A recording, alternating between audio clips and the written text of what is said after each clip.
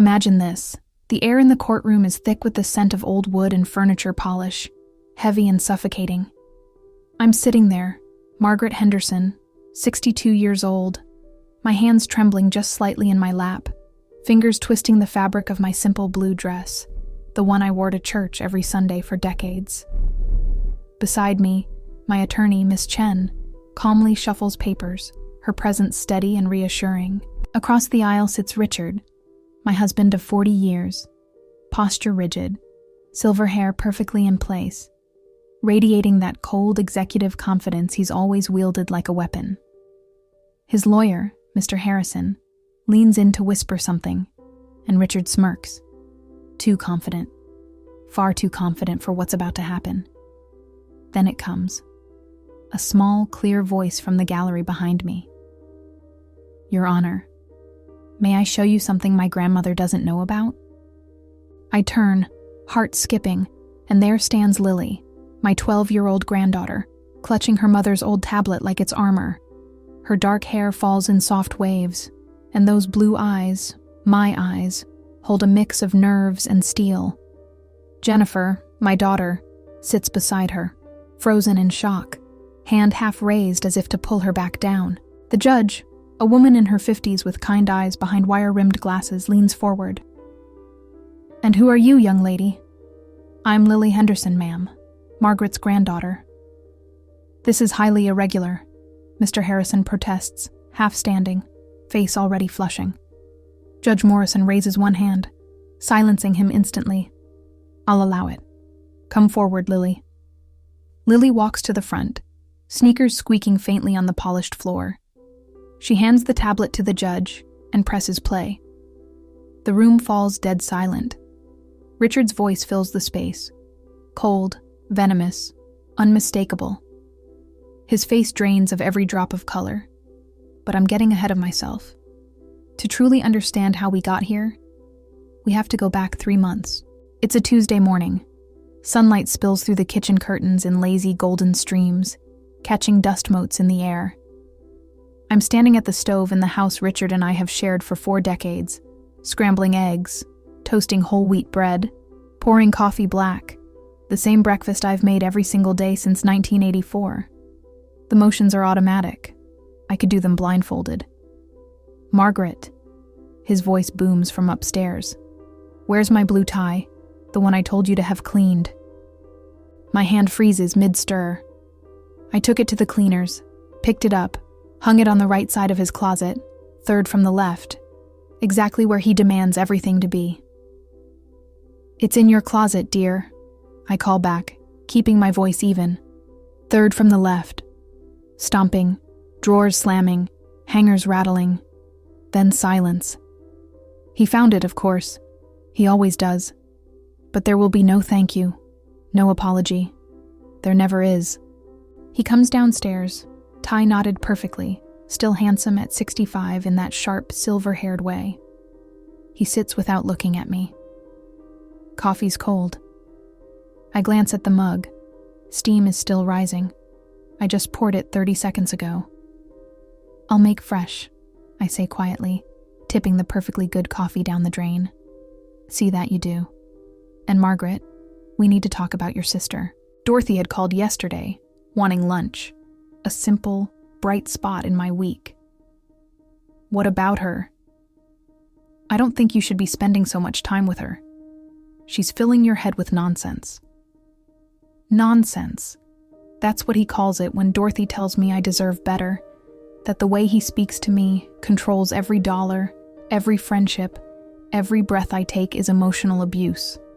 I've always brushed it off as marriage, ups and downs. We're just having lunch, Richard. No, you're not. His tone is flat, final. Call and cancel. Tell her you're busy. Something inside me cracks. Maybe it's the casual command. Maybe it's realizing I'm 62 and still being told who I'm allowed to see. Maybe it's remembering the young nurse I used to be, the one who made sick children laugh, who painted watercolors on her breaks and dreamed of traveling the world. I gave all of that up because Richard said his career mattered more.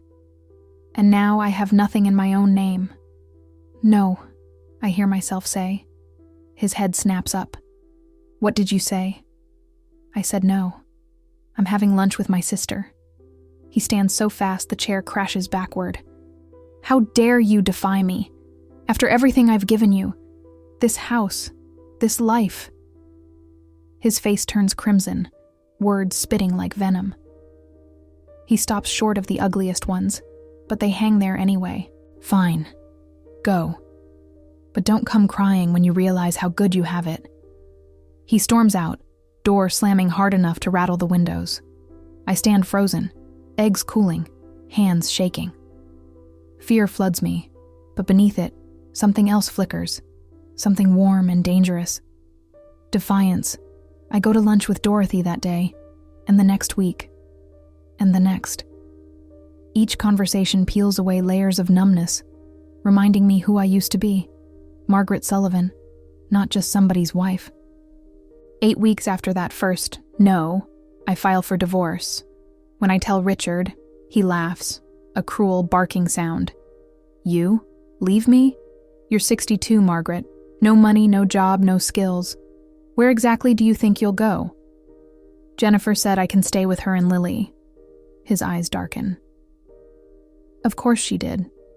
She's always hated me. Probably been poisoning you for years. No one poisoned me, Richard. I just woke up. That's when the real threats begin. Late night calls filled with rage. Emails calling me selfish, unstable, crazy. He drives slowly past Jennifer's house over and over. Voicemails promising I'll get nothing, that he'll prove I'm unfit, that everyone will know I've lost my mind. 2 days later, I pack only my clothes and personal things and move in with Jennifer and Lily. Jennifer understands. Her own divorce left similar scars. Lily hugs me so tight I can feel her heartbeat. I'm glad you're here, Grandma, she whispers.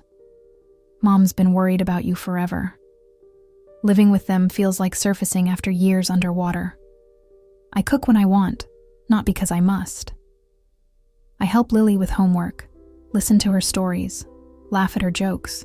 I set up a small easel in the guest room and start painting again. Tiny watercolors at first, then larger, bolder pieces, color flooding back into my life. But Richard isn't finished. The divorce proceedings start, and Miss Chen, my sharp, no-nonsense attorney, warns me he'll fight dirty. She's right.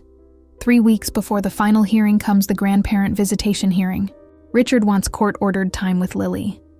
He arrives with Mr. Harrison and a polished slideshow of birthday parties, Christmases, school plays, photos where he smiles for the camera. He never mentions that I planned every single event while he simply showed up. Mr. Harrison argues smoothly that Richard is a devoted grandfather, deeply worried that my recent erratic behavior and possible mental instability might keep him from Lily. He claims mood swings, memory lapses, even early dementia. He presents statements from neighbors, Richard's friends, swearing I seemed confused lately. All lies. The judge looks concerned, suggests a mental evaluation. That's when Lily stands. Your Honor, may I show you something my grandmother doesn't know about? She walks forward, steady despite trembling hands, and hands the tablet to the judge. 3 months ago, I got scared for Grandma, she says quietly. I heard Grandpa talking mean about her on the phone, so I started recording on Mom's old tablet, just in case. She presses play. Richard's voice fills the courtroom. Your mother isn't getting a dime. I've talked to Dr. Patterson. He'll say dementia, Alzheimer's, whatever we need. I'll get conservatorship and she'll be right back where she belongs. Then another clip. Him threatening me directly when Jennifer wasn't home, telling me I'll end up in a home under his control, that he'll make everyone think I'm crazy. The silence afterward is deafening. Judge Morrison's face turns to stone. She looks at Richard, who has gone ghost white.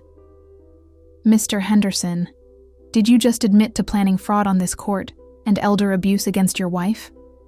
He stammers. Out of context. There is no context that excuses this, she says, voice like ice. Petition denied. Restraining order issued. No contact with Mrs. Henderson, Jennifer, or Lily. And I'm referring this to the district attorney for criminal investigation. Lily turns to me, eyes brimming. I'm sorry I didn't tell you, Grandma. I didn't want to scare you. I just wanted to help. I pull her into my arms right there in court. You did, sweetheart. You saved me. 2 weeks later, the actual divorce hearing is almost quiet. Richard's lawyer advises settlement. I get half of everything. The house sold and split, retirement accounts, investments. After 40 years of having nothing in my name, I am finally, truly free. The day it's finalized, Jennifer takes Lily and me to a lovely downtown restaurant. Over dessert, she asks, "What now, Mom?" I smile, really smile. Travel, serious art classes, watercolors, not just a hobby. I have 40 years to catch up on. Lily grins. Dating? I laugh, free and light. One thing at a time. That was 6 months ago. I'm 63 now, living in a small condo I bought with my settlement. Big windows, bright light, a spare room turned into a proper art studio. One of my watercolors sold at a local gallery last month. Someone saw beauty in something I created. I meet Dorothy for coffee every week. No permission required. I take classes at the community center, joined a book club, spent a weekend in Maine learning botanical illustration with salt air in my lungs and paint on my fingers. Jennifer and Lily come for Sunday dinner. Lily's thriving and says she wants to be a lawyer. To help people like you, Grandma. Richard, I hear, is bitter, telling anyone who'll listen that I stole his money after he took care of me for 40 years. Some believe him. I don't care. The people who matter know the truth. Sometimes I grieve the decades lost. But then I remember. Every day left is mine. Every choice, every color on the canvas, every breath. It began with one small no, and it was sealed by a 12-year-old girl who loved her grandmother enough to record the truth. I keep that old tablet on my bookshelf now. It's a quiet reminder that love can be fierce, that children sometimes see clearest, and that courage, even from the smallest voice, can break the strongest chains. I'm 63, divorced, an artist, free, and I'm just getting started.